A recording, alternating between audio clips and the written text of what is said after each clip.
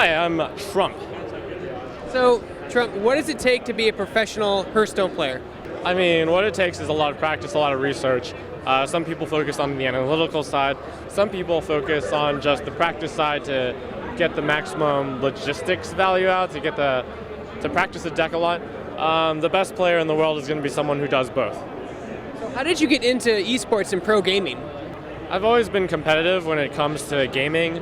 Ever since I was a kid, even when playing Oregon Trail, I wanted to go to Oregon the best. I started streaming about 5 or 6 years ago, on Twitch 4 years ago, and that kind of dragged me into pro gaming because I focus my stream on being a stream where I can be educational, which means that I have to be good at the game. So that's what got me into pro gaming. Take us through a day in your life, when, during, not like on a convention, but like a normal day from where you get up to when you go to bed. I stream every day from noon until 6 p.m. So I usually wake up, I browse the internet a bit, I love the Hearthstone Reddit, like to keep up to date on everything that's going on, but I also look at the cool cat pics as well. And then after that, I go for dinner, and in the evening I do a mix of board games, role-playing games, like Dungeons and Dragons with friends, and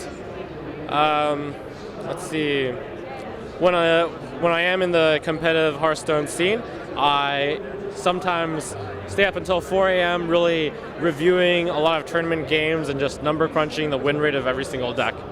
So what separates a pro Hearthstone player from someone who's just really good at Hearthstone?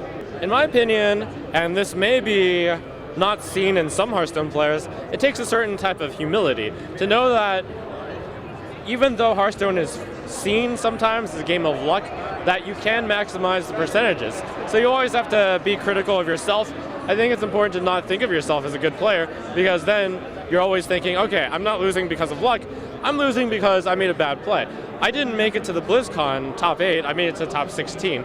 I didn't make it to the world top 16, I made it to the world top 32, and to that I actually only blame myself.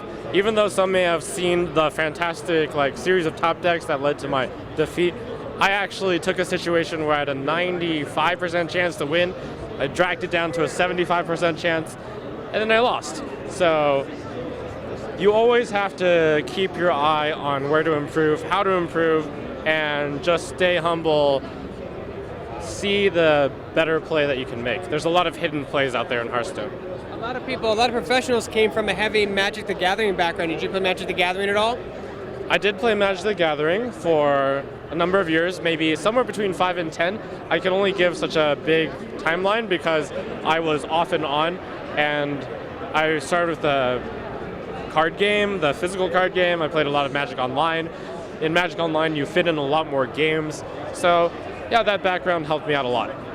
So what are your thoughts on esports now filling stadiums, the San Jose Stadium, Staples Center, and at BlizzCon, where you have thousands of people watching you live at the location, as well as hundreds of thousands at home on Twitch? You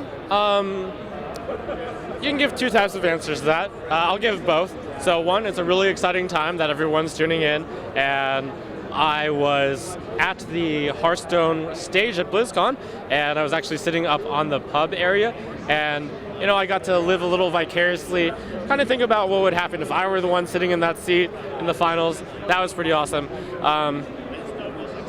But the other part is, why isn't this happening? Why hasn't this happened yet? Because I come from a gaming perspective, and I don't watch any TV, I don't watch any sports. I watch eSports, and eSports are way more fun than sports. In sports, you toss a ball around, or you toss a pig skin around. And I know it's actually a lot more complicated than that. There's a lot of finesse involved, but that's what it is. In these games, there's a lot of flashiness, there's a lot of unique replayability, and I think it fits a lot better because back in the day, maybe people went outside and played sports. A lot more people just like to, in their leisure time, play computer games now.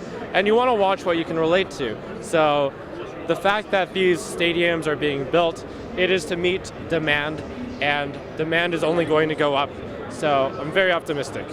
So what were your initial thoughts on the controversial Warcraft Commander nerf that they recently did? I appreciate the theory behind the nerf. Blizzard wants to make a more minion-based combat game.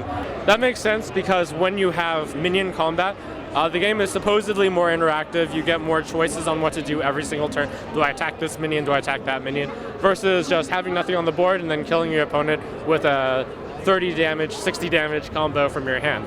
That said, though, I would have liked to see a little bit less of a nerf so that a deck like that would exist. Perhaps it wouldn't have to be tier 1. That said, though, Azkaka recently won with a patron deck without Warcraft Commander. So good for him. He's showing that that deck is still alive. So I would have went in a slightly smaller nerf to keep the deck alive. But if the deck is still alive, then that's good. If the deck is not, then maybe you could have made one small nerf, and then if that wasn't enough, you make another small nerf. I would make changes a little bit quicker than Blizzard has. Last question is, where would you like to see esports 5 years from now? I want to see esports on the headlines of newspapers. I want to see it being played on TV shows. I want to see that.